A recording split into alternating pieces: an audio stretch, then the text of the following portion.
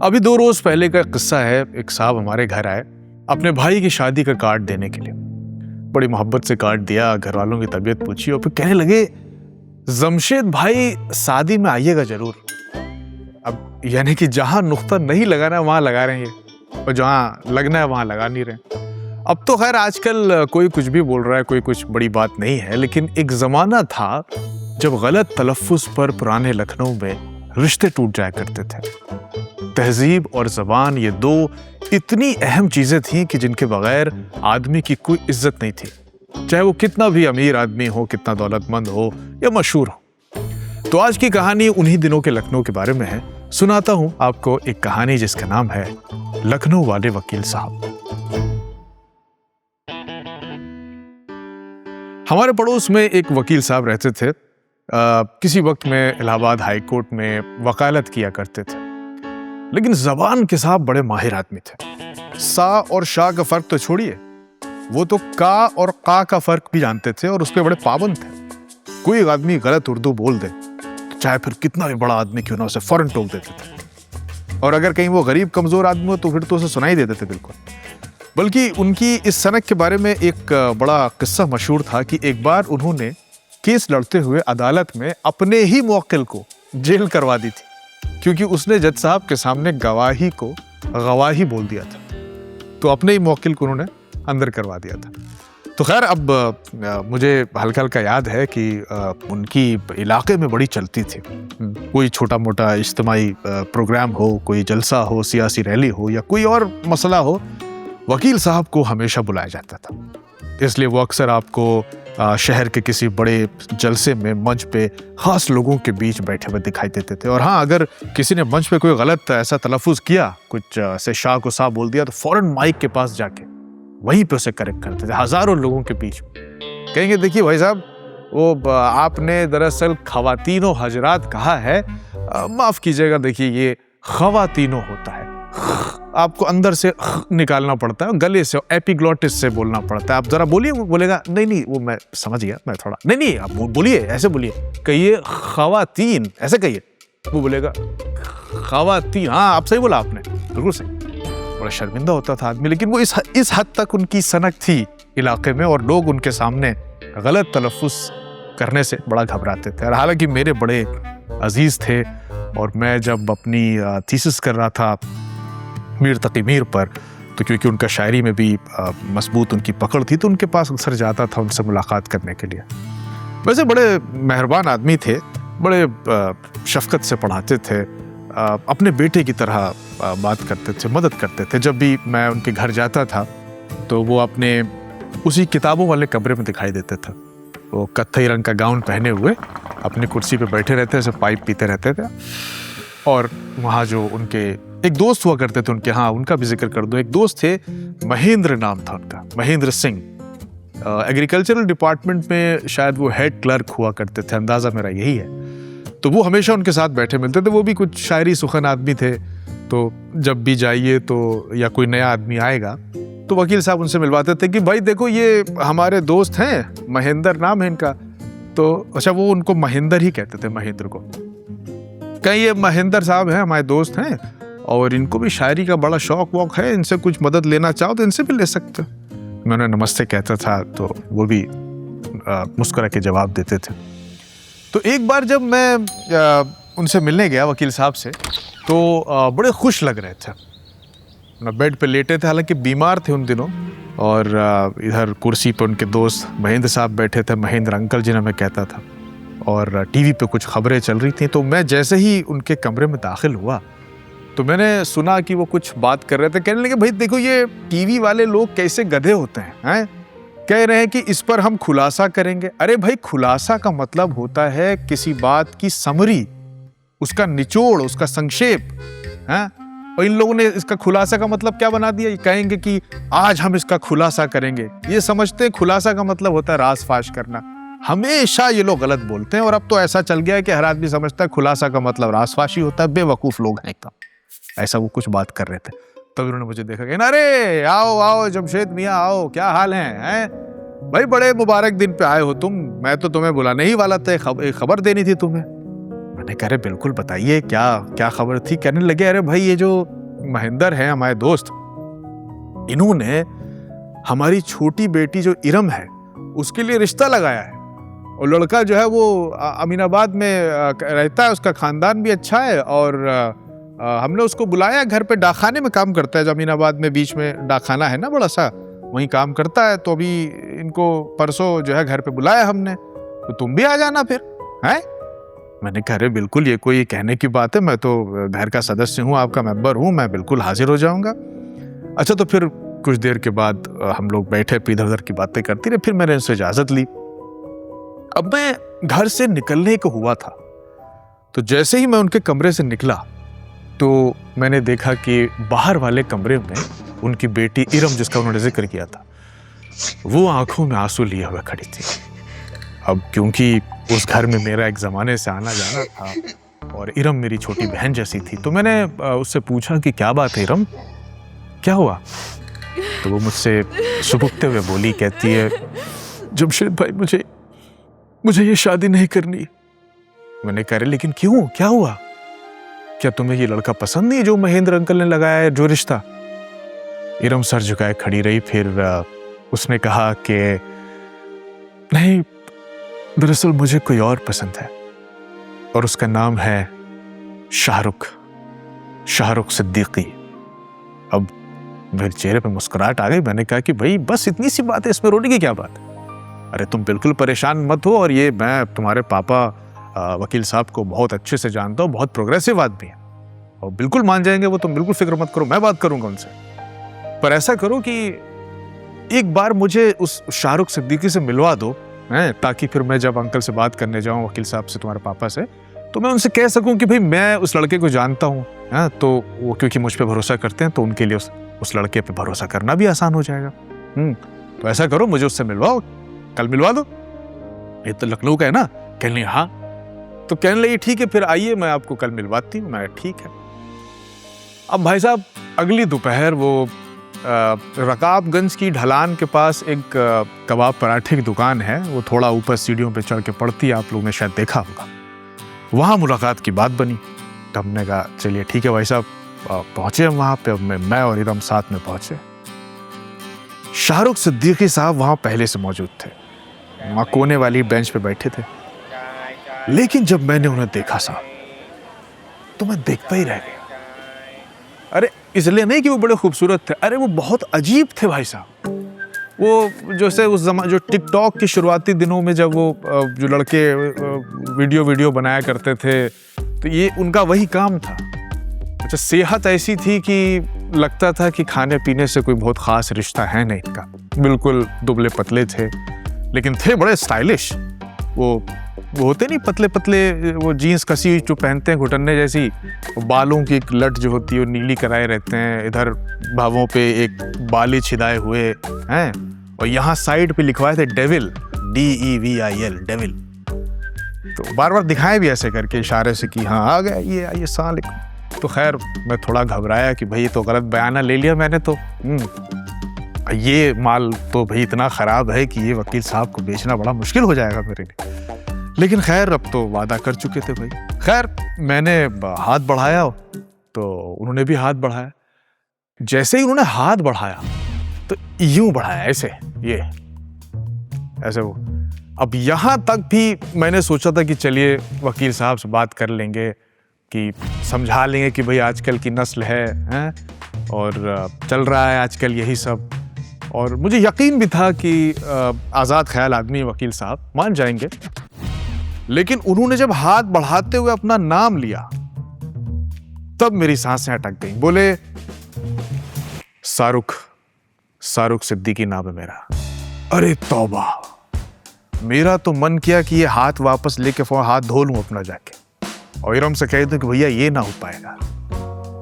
अब वो पचरंगा सा लड़का वो आगे कह रहा है बैठिए, शाम को इस दुकान बहुत भीड़ होती है, हाँ सिरमाल यहाँ बहुत मशहूर है, हाँ बहुत मशहूर है। अरे मेरा दिमाग आउट हो गया भाई साहब। मैंने कहा ये इस आदमी के लिए तो अगर अल्लाह मियाँ भी पैरवी कर दे वकील साहब से तो वो भी ना मानेंगे, हैं तो बड़ा मुश्किल है।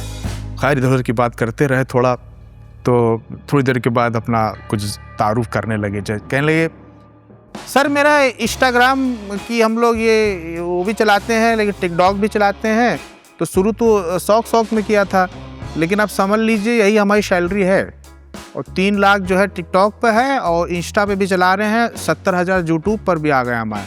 और बाकी सर बहुत शरीफ आदमी है, हम ऐसा वैसा कोई शौक रखते नहीं है, शराफत से ज़िंदगी गुजारते हैं, और आपको अपना भेजेंगे हम टिकटॉक है, शेयर कर दीजिएगा, और मेरी आईडी है सो मैन शाहरुख के नाम से है। मैंने इरम की तरफ बहुत बेचारगी से देखा कि कहाँ फंस गई हो तुम, और कोई नहीं मिला तुम्हें पूरी दुनिया में। अब वो बेचारी ऐसे सर झुकाए बैठी जैसे कह रही हो कि जमशेद भाई अब दिल आ गया है शाहरुख पर, तो शाहरुख खान क्या चीज़ है। अब खैर कुछ भी कहिए भाई, अब मामला था तो बड़ा पेचीदा, बड़ा मुश्किल था, लेकिन अब इरम से वादा था तो खैर कोशिश तो करनी थी मुझे, तो क्या कर सकते थे, लेकिन कैसे करेंगे ये पता नहीं चल पा रहा था। हमने सोचा कि चलिए भाई कोई बात नहीं, अब मिलवा तो देंगे ही वकील साहब से, हैं मिलवाएंगे भाई कि ये है लड़का, अब जो है सो है, फिर हो सकता है वकील साहब अपनी बेटी का मन रखने के लिए तैयारी हो जाए। भाई औलाद की मोहब्बत से बढ़ के क्या चीज़ हो सकती है दुनिया में, है कि नहीं है। तो खैर हमने वकील साहब से जाके बता दिया कि भाई इरम ने एक लड़का पसंद किया है और एक बार आप मिल लें। तो वो थे भी प्रोग्रेसिव आदमी, वो तैयार हो गए जैसा मुझे अंदाजा था। उन्होंने कहा बिल्कुल बिल्कुल, अरे बिल्कुल आप लेके आइए उसको, इसमें क्या बुराई है भाई, लड़कियों को अपनी पसंद से शादी करनी चाहिए, नया ज़माना है, प्रोग्रेसिव लोग हैं हम लोग, बुलाइए उसको। तो मैंने कहा कि ठीक है अब इतवार को बुला लेते हैं, आप ये वाला रिश्ते को आप थोड़ा भी मना कर दीजिए। कहने हाँ इसको मना कर देंगे, उसको तुम बुलाओ इतवार को, पहले इसको देख लेते, भाई हमारी लड़की की पसंद है, भाई लड़की की पसंद है, पहले हम इसको देखेंगे। हमने कहा ठीक है चलिए हो गया। अब साहब ये बात जो थी वो महेंद्र जी को तो बुरी लगी, क्योंकि जो पहला वाला रिश्ता था वो उन्होंने मना करा दिया वकील साहब ने, लेकिन अब वो चेहरे पे जाहिर नहीं होने दे रहे हैं। कह रहे हैं हाँ भाई बिल्कुल मुश्किल से, उसमें क्या बुराई है साहब, वो तो रिश्ते तो भाई देखिए आसमान में तय होते हैं, अब बुला लीजिए, आप इस लड़के को ही बुला लीजिए, भाई जो रिश्ता मुनासिब होगा वही किया जाएगा, है कि नहीं। तो मैंने कहा ठीक है, लेकिन मन ही मन तो मुझे कोस रहे थे, लेकिन खैर उससे क्या फ़र्क पड़ता है। तो खैर इतवार को इन शाहरुख सिद्दीकी साहब के आने की बात तय हो गई। इतवार की एक खासियत है, आप लोग ने नोटिस किया होगा कि इतवार जो होता है वो 6 दिन के बाद आ ही जाता है। तो साहब इस बार भी आ गया। अब इरम शर्माई हुई अपने कमरे में बैठी है, और मैं महेंद्र और वकील साहब उनके कमरे में हैं। अच्छा इत्तेफाक से वकील साहब की तबीयत ख़राब हो गई थी तो ज़्यादा, तो उनके बगल में एक मशीन रखी हुई थी जिसमें एक मॉनिटर था और उसमें से कुछ वायर वगैरह निकल के उनकी बाजू पे बंधे हुए थे, कुछ पाइप जैसे थे छोटे मोटे, कुछ वायर्स भी थे, और उससे उनकी जो ब्लड प्रेशर था वो सब जांच रहा था। और मशीन में थोड़ी थोड़ी देर में एक बीप बजती थी, बीप बीप बीप ऐसे करके थोड़ी थोड़ी देर में बीप बजती रहती थी। तो खैर थोड़ी देर में हम लोग इनका इंतज़ार ही कर रहे थे कि भाई अब आ रहे होंगे ये साहब, शाहरुख साहब। दरवाजे पर दस्तक हुई, मेरा दिल बैठने लगा कि अब तो कुछ क़यामत होने वाली है। थोड़ी देर में दरवाज़ा खोला और साहब दरवाज़ा क्या खोला, देखा तो वो पतली पतली टांगों पे कसी हुई जीन्स मढ़े हुए हैं, बाल ऐसे बिखराए हुए, नीली नट निकाले हुए शाहरुख सिद्दीकी साहब बरामद हुए। अच्छा हमारा रंग तो सांवला है ही, आप लोग तो जानते ही हैं, वो हमसे भी एक शेड समझ लिए थोड़ा सा ज़्यादा होंगे, और उन चेहरे पे उन्होंने गोल लेंस वाला नीले रंग का चश्मा लगाया हुआ था। वो जैसा आप लोगों ने देखा होगा ना, बॉबी देओल ने पहना था वो सोल्जर फिल्म में, एकदम गोल रंग का नीले का। अंधेरे में पता नहीं चल रहा चेहरा कहाँ से शुरू हो रहा है, चश्मा कहाँ ख़त्म हो रहा है। आए अंदर, खैर कहने लगे सलामुकुम, चश्मा वसलाम सबने कहा। इन्होंने चश्मा उतारा और ऐसे करके पीछे लगा लिया। मैंने कहा ये कहाँ घुसा लिया, यहाँ पीछे लटका लिया कॉलर के पास। मैं हैरान रह गया ये कहाँ घुसा लिया चश्मा, वो स्टाइल है भाई। अच्छा उनको देखते वकील साहब थोड़ा ठिठके तो ज़रूर, और बिस्तर पर लेटे लेटे उन्होंने नज़र जो है शाहरुख मियाँ पे ऐसे डाली जैसे लोग वो मेले में नहीं देखते हैं वो जो लंबे वो पैरों में डंडा फंसा के उसे चलते रहते हैं ऐसे ऐसे, उस टाइप का कुछ आदमी उनको लग रहा था वो। तो ऐसे देखा उन्होंने गौर से उसको कि भाई कौन है ये। बोले बैठिए बैठिए बैठिए। तो ये उन्होंने एहतरामन कहा तो ये एक किनारे बैठ गए। अब महीन साहब बड़े खुश लग रहे थे कि पहला इंप्रेशन बड़ा ख़राब हो गया है, तो शायद अब बिल्कुल जाहिर बात नहीं बनेगी। भाई जाहिर है इस चिमरखी टाइप से कहाँ कैसे रिश्ता लगा देंगे भाई वो हैं। अब इसलिए जानबूझ के महीन साहब ने कहा भाई बातें तो होती रहेंगी शाहरुख, लीजिए ये पीजिए। अरे आपने चाय उठा लिया आपने? अरे वरना आपको ये शरबत पिलाते हम, खस का स्पेशल है, खस का पिया है आपने? जानबूझकर उन्होंने नुक्ता थोड़ा गाढ़ा किया, खस का। ये बोले खस का शरबत तो हमने शकीला फुप्पी के शादी में पिया था। अचानक वकील साहब के बीपी की मशीन से पीप पीप पीप थोड़ा तेज आवाज आने लगी। मैंने बात को थोड़ा संभाला। अरे भाई ये बहुत शानदार और बहुत काबिल इन्फ्लुएंसर हैं, टिकटॉक पर ये रील वील बनाते हैं और इनके लोग इनको बहुत फॉलो करते हैं भाई, ये बड़े इनकी बड़ी इज्जत है। ये बीच में बोले हाँ फॉलोअर तो है, मतलब टिकटॉक पे काफ़ी हैं, 3 लाख तो इंस्टाग्राम पे हैं, 70,000 हमारे यूट्यूब पे हैं। मैंने फिर इशारा किया कि थोड़ा चुप हो जाओ, तुम मत बोलो। मैंने फिर आए कहा और बहुत ये शरीफ घराने से हैं, मलिहाबाद में इनके बागात हैं दशहरी के, और माशाल्लाह इनके चचा जो हैं बहुत मशहूर आदमी हैं, प्रधानी के 3 चुनाव भी लड़ चुके हैं। एक बार तो सिर्फ 3 वोटों से हारे थे वो। वकील साहब बोले हाँ तो ठीक है, लेकिन इलेक्शन कोई कारोबार तो है नहीं है भाई। ये अर्ज कीजिए कि उनका जरिया माश क्या है?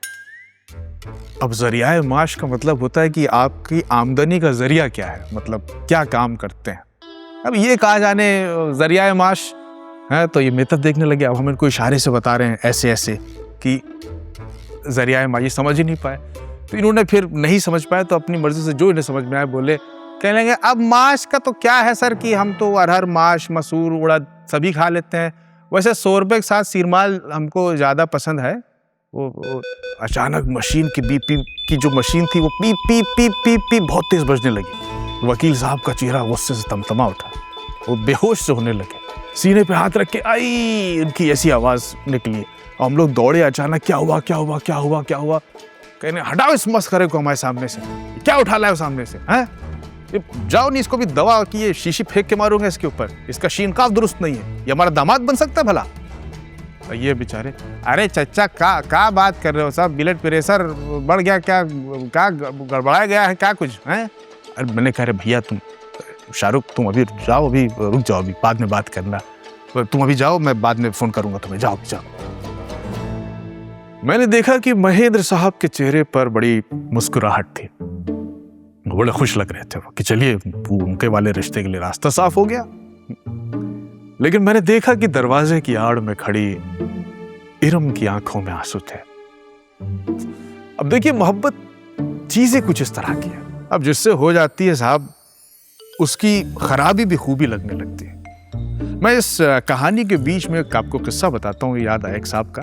रामपुर में एक बड़ी मशहूर गजल गायिका हुआ करती थी। उन्हें एक शख्स से मोहब्बत सिर्फ इसलिए हो गई थी क्योंकि वो आदमी गजल सुनते हुए बिल्कुल सम पर सर हिलाकर अपनी रान पर ऐसे ताली मारता था।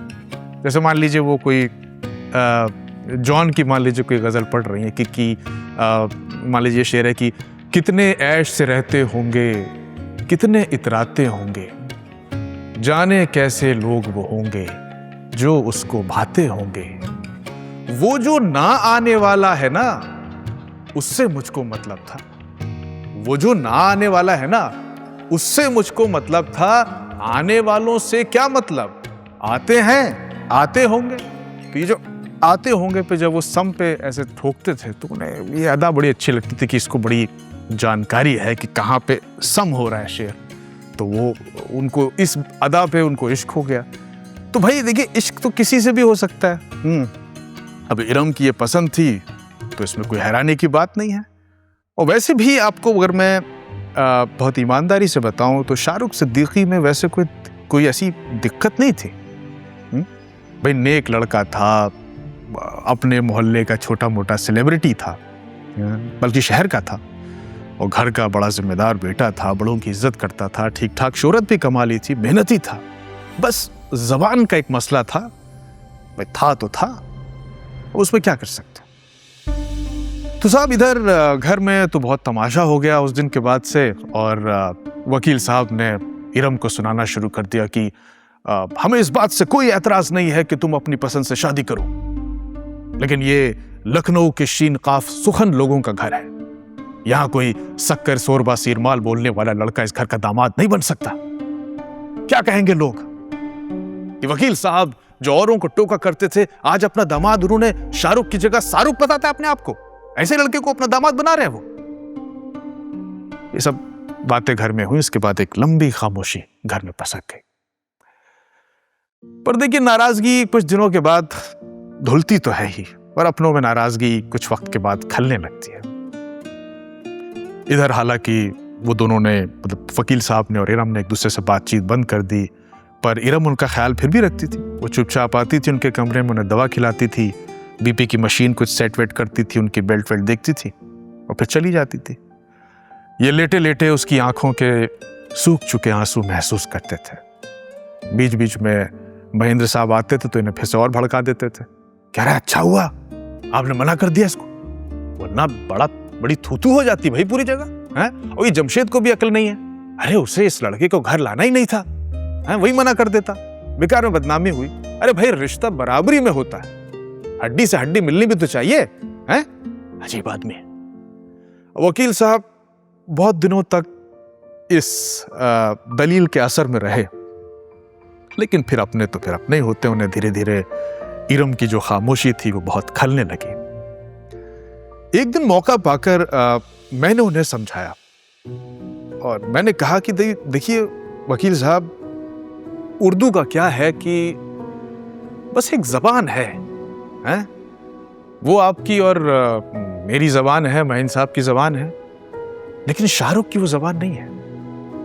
वो जबान बोलता है जिसमें उसने होश संभाला है, जो उसके आसपास थी।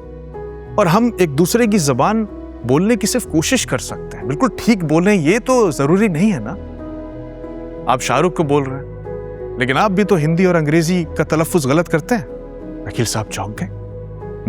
मैं कैसे गलत करता हूं? मैंने कहा कि आप अपने दोस्त को हमेशा महेंद्र कहते हैं, उनका नाम महेंद्र है। ये आप इसलिए नहीं बोल पाते हैं क्योंकि उर्दू में आधा लफ्ज नहीं होता है। तो उर्दू बोलने और लिखने वाले लोग कभी महेंद्र नहीं बोल पाएंगे, राजेंद्र नहीं बोल पाएंगे, वो महेंद्र बोलेंगे, राजेंद्र बोलेंगे। ये एक कमी है जबान की, लेकिन ठीक है, हम आपको नहीं टोकते इसलिए क्योंकि वो आपकी जबान नहीं है। ब्लड प्रेशर को आप कहते हैं ना, ब्लड प्रेशर, कॉलेज होता है। तो हर आदमी की अपनी जबान है। हिंदी आपकी मादरी जबान नहीं है, इसलिए आप उसका सही तलफ्फुज नहीं कर पाते, और इसमें कोई बुराई नहीं है। और शाहरुख भी धीरे धीरे सीख जाएगा, बल्कि उसने उर्दू सीखनी शुरू भी कर दी है, मुझे बता रहा था। और वकील साहब, अगर मैं ईमानदारी से कहूं तो इंसान दिलों से तौले जाते हैं, जबान से नहीं। बहुत अच्छी जबान बोलने वाला लड़का अगर बाद में आपकी बेटी को खुश ना रख सके तो क्या फायदा इसी जबान का। वकील साहब मेरी बात को गौर से सुन रहे थे और पर्दे की आड़ में खड़ी इरम की आंसुओं से धुला हुआ चेहरा देख रहे थे। मैंने मौका पाकर फौरन कहा, बाकी आपकी मर्जी है, जैसा आप कहें। और इतना कह के मैं वहां से उठा और चल दिया। अच्छा, एक बड़ी राज की बात बताता हूं आपको। भारी बात कहने के बाद, जो मैं पहले भी कह चुका एक बार, मौके से उठ के चल देने का एक बड़ा असर होता है। जब भी आपको लगे कि आपका डायलॉग अच्छा हो गया कहीं पर, तो वहां से उठ के चल पड़िए। वो आखिरी बात कह के जाने का जो असर होता है ना, वो बहुत काम करता है। उस दिन भी ये पैतरा काम पर चल गया। वही हुआ। मेरे जाने के बाद वकील साहब ने मेरी बात पे बहुत गौर तक सोचा, बहुत दिनों तक सोचा। कभी अपनी बेटी का चेहरा देखा, कभी मेरी बात के बारे में सोचा।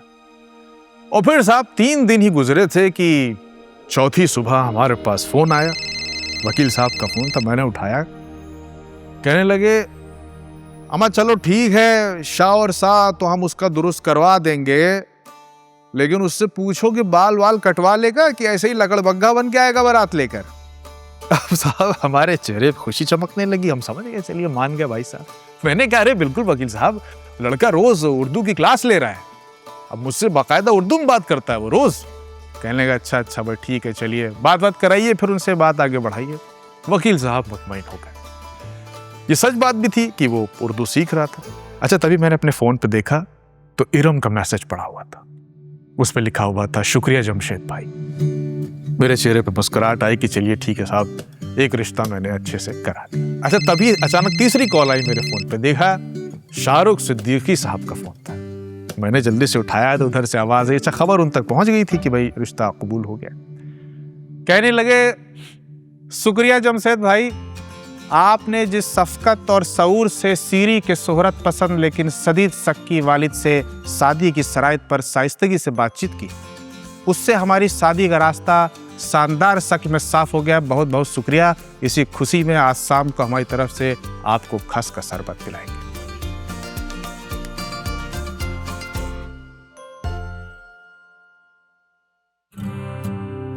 कैसी लगी आपको ये कहानी, हमें बताइएगा। कमेंट बॉक्स आपके लिए खुला हुआ है। और पिछली कहानी पर बहुत मज़ेदार कमेंट्स आए, कुछ लोगों ने बड़ी तारीफ़ की। छवि इन स्टाइल ने भी हमारे शो की तारीफ़ की, बहुत बहुत शुक्रिया। एवरी डिस्कवरी ने कहा है कि वो सत्यजीत रे की कहानियों के बहुत शौकीन हैं और ये कहानी सुनाने का अंदाज़ उन्हें बहुत पसंद आया, बहुत शुक्रिया। आप अपना नाम और अपने शहर का नाम भी लिखें कमेंट में तो अच्छा लगेगा। संतोष बस्तिया साहब ने भी प्रस्तुति की तारीफ की, धन्यवाद संतोष जी। रितिका शर्मा ने भी कमेंट किया है, अजय जी का भी बहुत बहुत शुक्रिया। तो आज की कहानी का जो साउंड डिजाइन है वो किया है सूरज सिंह ने, विजुअल्स में मदद की है अलीना चौधरी ने, एडिटिंग है मनमीत सिंह की। अगले हफ्ते लौटूंगा नई कहानी के साथ। मेरा नाम है जमशेद कमर सिद्दीकी। दुआ में याद रखिएगा।